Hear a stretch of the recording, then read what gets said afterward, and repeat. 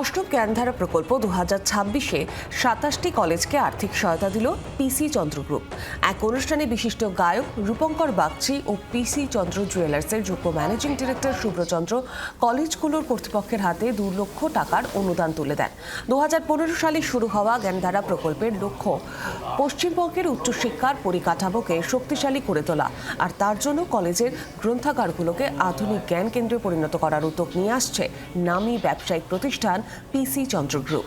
কলেজগুলোর পরিকাঠামো আধুনিকরণ, ক্লাসরুমের পরিষেবা উন্নত করা, সেখানে বই, কম্পিউটার, বৈজ্ঞানিক গবেষণার সরঞ্জাম যাতে সহজেই পাওয়া যায় তা নিশ্চিত করার এই প্রকল্পের লক্ষ্য।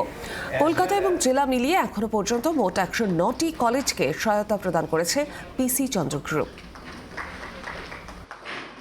তাদের পড়াশোনার উন্নতি হয়, তারা যদি একটু ভালোভাবে পড়াশুনো করতে পারে, এইটার জন্যেই পিসিচন্দ্র এই জ্ঞানধারা প্রকল্পটাই চালু করেছে।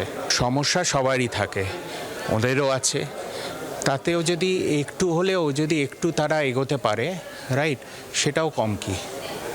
আমার মনে হয় যে আমার আরও বিশ্বাস করি এরকম নিঃসন্দেহে আরও মানুষ আপনাদের এইটা দেখে নিশ্চয়ই আরও পাঁচজন মানুষ এগিয়ে আসবেন তাদের সাহায্য করতে।